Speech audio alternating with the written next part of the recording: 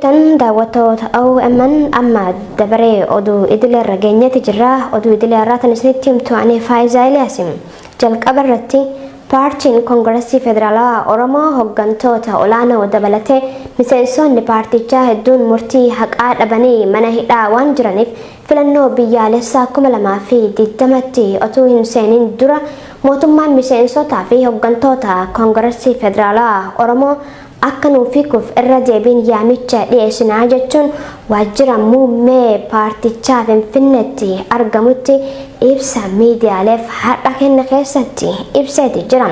Miseensotaa fi deeggartoota isaa irratti hidhaan hammaachuu kan himu KFO'n akka fakkeenyaatti godina Jimmaatti miseensonni isaa 200 ol ta'an hidhaarra akka jiran akkasumas Shawaa Bahaatti miseensonni isaa 700 ta'an aanalee garagaraa keessatti hidhaarra akka jiran ibsa guyyaa har'aa keessatti ibsee jira. Miseensotaa fi deeggartoota isaa irratti doorsifni adeemsifamaa jiraachuu akkasumas waajjira bananii akka hin seenne dhorkamuu kan hime dhaabichi waajjiraaleen isaa godinaalee garagaraa keessatti argamanis humnootii mootummaatiin caccabuu fi saamamuu isaa himee jira. Itti gaafatamaan waajjira muummee KFO obbo Xuruunaa Gamtaa filannoo irratti ni hirmaanna jennee qophii barbaachisu taasisaa turre akkasuma namootaa fi dookumentii qopheeffataa turre amma garuu yaaddoo keessa buunee jirraa jaane. Dhaabichi miseensonni isaa manni murtii akka gadi dhiifaman ajaje hidhaarra tursiifamaa jiraachuu isaas komateeti jira. Qindeessaa itti aanaan koree KFO Wallagga Lixaa Abrahaam Dhiyaanaa erga hidhame waggaa tokko ol ta'eeti jira. Waajjiraaleen keenya iddoowwan garagaraatti argaman hooggantoonni hidhamuu isaatiin doorsifni waan irratti gaggeeffameef cufamaniiti jiranii jee. Namoota yakka raawwatan seeraan gaafatamuu kan hin mormine ta'uu kan hime Koongireesiin Federaalaa Oromoo miseensota isaa irratti yakki isaan hin raawwanne irratti maxxanfame maqaa olaantummaa seeraatiin hidhamanii jiran akka gadi lakkifamanis gaafateeti jira. Dhaabbatichi rakkoolee isa mudataa jiran kunneen hooggantoota olaanoo paartii biyya bulchaa jiru, boordii filannoo biyyaalessaa Itoophiyaa, komishinii mirga namoomaa Itoophiyaa fi waajjira muummee ministeeraatti iyyatanis furmaata quubsaa akka hin arganne himeeti jira. Dhaabni Koongireesii Federaalaa Oromoo rakkooleen isa mudataa jiran akka furamaniif filannoo biyyaalessaa 6ffaa irratti rakkoo malee akka hirmaatuuf hooggantoonni, miseensonni, deeggartoonni fi kutaaleen hawaasaa biroo sababa ejjennoo siyaasaa qaban hidhaman akka hiikamanis gaafateeti jira. Ammallee yeroon ni jira. Waliigalteen biyyaalessaa taasifame KFO qofa osoo hin taane dhaabbileen siyaasaa hundi sochii bilisaa taasisuu yoo danda'an rakkoo biyya keenya furmaata ni ta'a jennee yaadnaa jaane itti gaafatamaan waajjira muummee KFO obbo Xuruunaa Gamtaa. Gama biraatiin miidiyaaleen bulchiinsa mootummaa jala jiran fedhii paartii biyya bulchaa jiru qofa calaqqisaa jiru. Miidiyaaleen dhuunfaa mootummaa waliin hidhata qaban tokko tokkos mootummaan paartilee siyaasaa sabummaa bu'uura godhatanii hundaan akka balleessuuf yaamicha taasisaa jiru kan jedhe KFO'n miidiyaaleen dirqama ogummaa isaanii akka baatan yaamicha dhiyeesseeti jira. Dhumarrattis mootummaa paartii biyya bulchaa jiruu fi boordiin filannoo biyyaalessaa Itoophiyaa filannoon bilisa haqa qabeessaa fi fudhatama uummataa qabu akka adeemsifamuuf ejjennoo isaanii amma dhaabuun dirreen siyaasaa mijataa akka uumamu taasisuu qaban jechuun gaafannaa jeeti jira. Keessattuu ajjecha artist Haacaaluu Hundeessaa booda namootni kumootaan lakkaa'aman godinaalee Oromiyaa garagaraa keessaa hidhamuun isaanii kan yaadatamu yoo ta'u mootummaan namootni hidhaarra jiran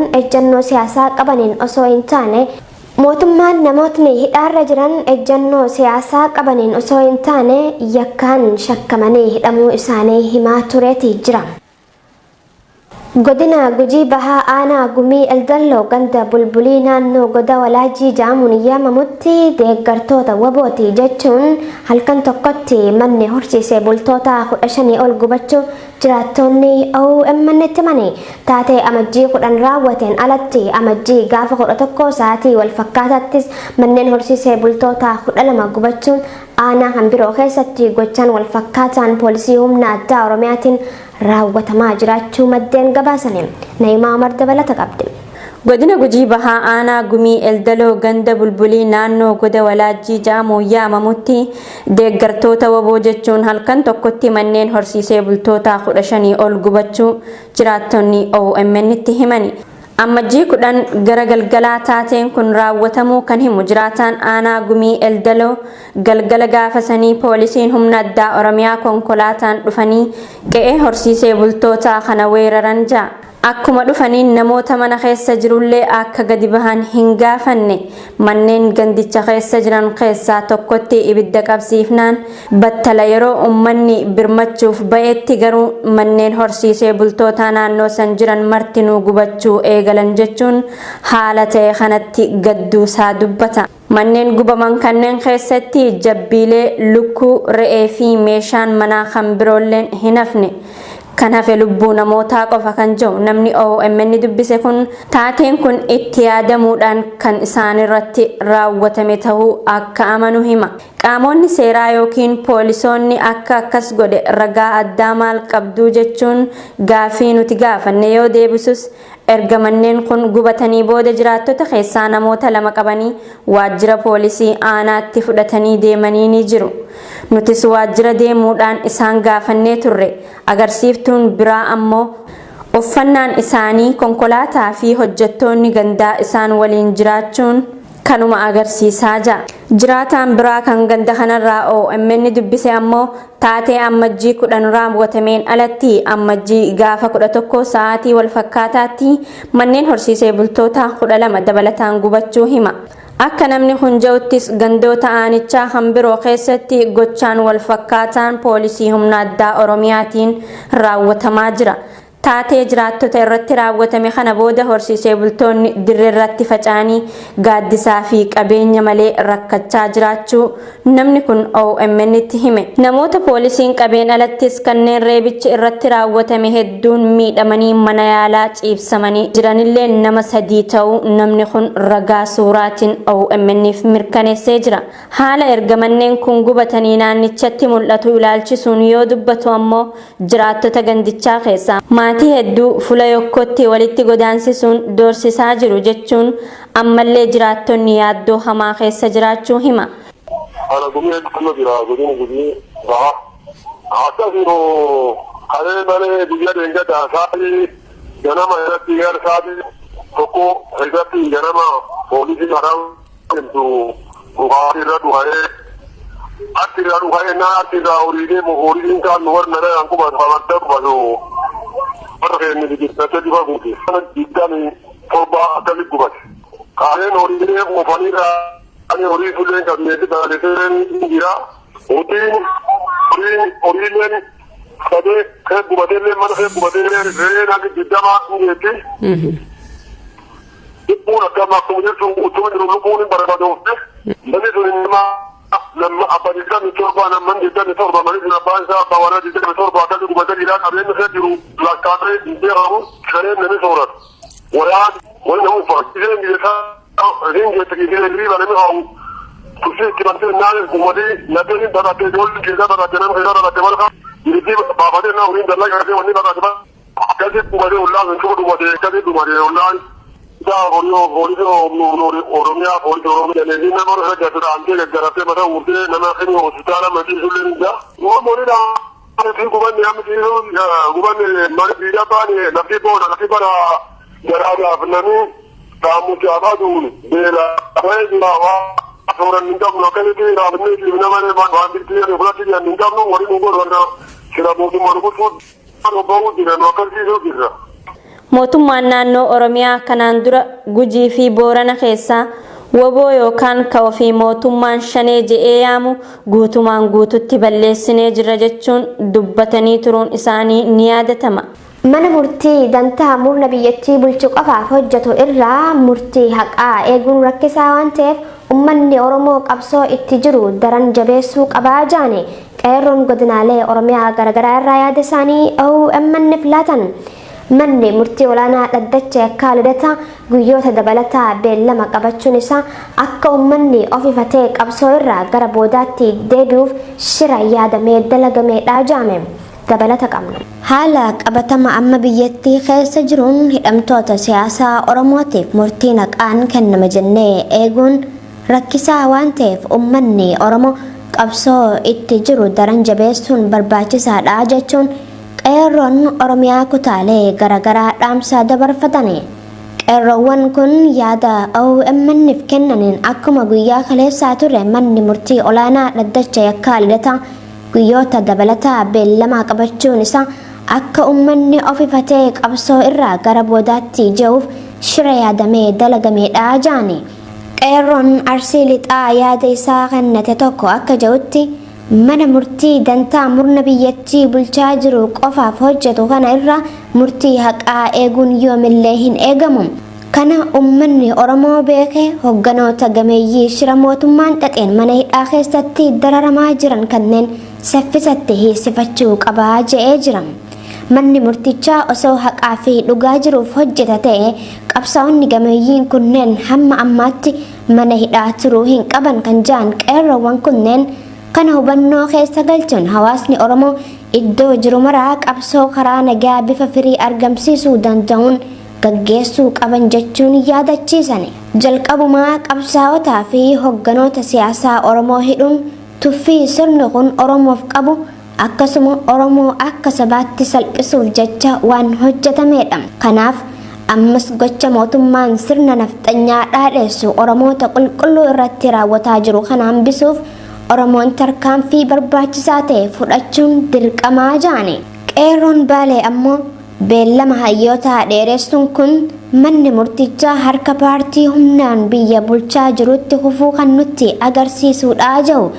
Bara mootummaan wayyaanee biyya tana bulchaa tures obbo Baqqalaa Garbaa fi waahillan isaa odoo beellamni dhedheereffamu waggaa tokkoo fi ji'a 7 ol mana hidhaa keessa tursiifamanii jechuun kan yaadachiisan qeerroon Baalee kunneen murni amma biyyattiin bulcha jedhu kunis sanin garaagarummaa kan hin qabneedha jaani. Manni murtii biyya keessa biyya Itoophiyaa kana keessa hundi isaanii dhiibbaa siyaasaa, dhiibbaa mootummaa, dhiibbaa paartii harka paartii keessa waan jiraniif mana murtii kanarraa jalqabumaatti akka jennee yookaan dhugaa eeguun yookaan immoo murtii sirrii nu murteessa uummata Oromoo dhugaa hayyoota kennaa nu baasa jedhanii abdachuun sun gowwummaa. Maaliif jennaaniin yeroo bara wayyaanessa yeroo Baqqalaa Garbaa dabalatee hooggantoota biraa hidhaa turanilleen osoo deddeebisanii waggaa tokkoof ji'a 8 olitti fixaa turan beellaa mana murtii osoo deddeebisanii kun uummata Oromoo abdii turanii akka inni hin sochoone akka inni qabsootti hin deebine hin qabsoofne akka hayyoota kana mana hidhaatii baasuudhaaf sochii hin gooneef dhimma kaaluu fakkaatti kun abdii godhu mana murtii irraa uummanni Oromoo waan gaarii qabu yookaan immoo bilisaan nu baasan jedhee gowwoomatee mana murtii eeguu hin qabu. Beellama dhedheeressuun tooftaa filannoo as deemaa jiru irraa hayyoota keenya ittisa kaaluuf baafatanidha. Mootummaan kun kophaa isaa filannoon gaggeessa jechuun hammam dadhaboo akka ta'e kan mirkaneessuudha jechuun yaada isaanii goolabani. Kaadireen murna biyyattii bulchaa jiru godina Jimmaa Aanaalee fi gandoota hedduu keessatti humna waraanaa bobbaasuun hawaasa dararaa jiraachuun himame. Namni hundinuu bilxiginnaa qofa deeggaruu qaba malee paartii biraa jala deemuun hin danda'amu sababaa jedhuun doorsifni hamaan jiraattota irratti raawwatamaa jira jechuun maddi keenya magaalaa Jimmaa irraa odeeffanne tokko bilbilaan OMN'tti hime.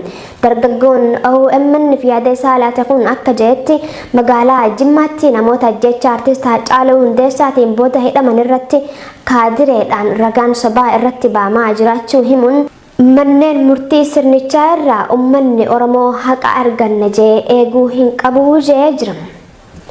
Naannoo Beenishaangul Gumuz godina Matakkal aanaalee 2 keessatti namoonni 60 ol ta'an humnoota hidhataniin ajjeefamuun gabaafame. Haleellaan kun kan raawwatame guyyaa wal fakkaataa amajjii 11 2020 takka aanaa Jibaaxee fi aanaa Gubaa gandaa Aybishbish keessatti akka ta'es beekameeti jira. Muhammad Morkamaa waan qindeeffate qaba. Naannoo Beenishaangul Gumuz godina Matakkal aanaalee 2 keessatti namoonni 60 ol ta'an ajjeefamuun gabaafame. Akka raadiyoon sagalee Ameerikaa jiraattota naannichaa kanneen haleellaa kana irraa hafan odeeffadhe jechuun gabaasetti aanaa Dibaaxee jedhamutti gaafa amajjii 11 bara 2021 halkan walakkaa dhukaasaa hidhattoonni uummata nagaa irratti bananiin lubbuun namoota 60 ol ta'an akka darbite ibsee jira. Oduma wal qabateen achuma godina Matakkal aanaa Gubaa ganda ay bishbish jedhamuun waamu keessatti gaafuma amajjii 11 bara 2021 ganama subii dhukaasa hawaasa irratti banameen daa'immanii fi dubartoota dabalatee lubbuun namoota 11 darbuu jiraattota naannichaa wabeeffachuun BBC'n gabaasee jira. Hidhattoonni kunniin ajjeechaa erga raawwataniin boodas manneen jiraattota ibiddaan barbadeessuun qabeenya uummataa saamanii akka fudhatanii ibsamee jira. Baatii muddee bara 2020 keessa haleellaa wal fakkaataan aanaa bulaa gandaa bakkujjii jedhamutti raawwatamuun namoonni 207 ajjeefamanii akka turan gabaasuun kennaan yaadatama. Walgaarreeffannaan dhimma daangaa Suudaanii fi Itoophiyaa hammaachaa dhufuun gara lola meeshaalee waraanaa gurguddaatti ce'ee jiraachuu maddeen gabaasanii dubbi himaan dhimma haajaa alaa Itoophiyaa Ambaasaadder Diinaa Muftii guyyaa kaleessa ibsa miidiyaaleef kennaniin akka jaanitti adeemsi Suudaanitti jirtu obsa nu fixachiisee jira jaan. Dubbii Ambaasaadder Diinaa Muftii kana hordofuun ministeerri dhimma alaa Suudaan Itoophiyaan lafa teenyatan bakka Quraashiyaa jaamtu irratti haleellaa fi weerara gaggeessuu isii jabeessinee balaaleffannaa jechuun ibsa baasaniiti jiran. Diinaa Muftii ibsa kanaan qaama sadaffaa faayidaa siyaasaa isaa guuttachuuf jecha Itoophiyaa fi Suudaan akka wal lolan barbaaduutu jira jaanis Suudaan gama isiitiin dhimma kana irratti deebii kennuu manna hawaasni addunyaa mootummaan Itoophiyaa gocha kanarraa akka dhaabbatu dhiibbaa taasisuu qabaa jechuun gaafatte. Dubbii himaan ministeera beeksisaa Suudaan Faisal Muhammad Salih ibsa tibbana kennaniin biyyi isaanii Suudaan Itoophiyaa waliin waraana keessa seenuu kan hin barbaanne ta'uu ibsuun haa ta'u garuu aggaammi nurratti godhamu kamuu callifnee bira hin dabarruu jechuun isaanii gabaafameeti jira.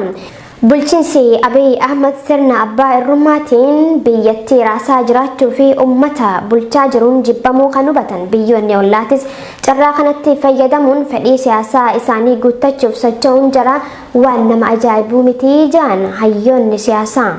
Aggaammii fi weerara diinota alagaa qolachuun kan danda'amu tarkaanfiin jalqabaa ijoon hidhamtoota siyaasaa hidhaa jiran hiikuu ajjeechaa dhaabuu fi qaamota ajjeechaa raawwataa turanii fi jiran seeratti dhiyeessuu dabalatee dirree siyaasaa bal'isuun waltajjii qaamota hunda hirmaachise qopheessuun araaraa fi waliigaltee siyaasaa uumuutu nagaaf tasgabbii biyya sanitti fidaa jechuun hayyoonni yaada kennataa jiran kunneen dhaamaniiti jiran. Lammiileen Itoophiyaa kumootaan lakkaaman manneen hidhaa gurguddoo biyya Saawud Arabiyaa keessatti dararamaa turuun waggoota lakkoofsisaati jiran.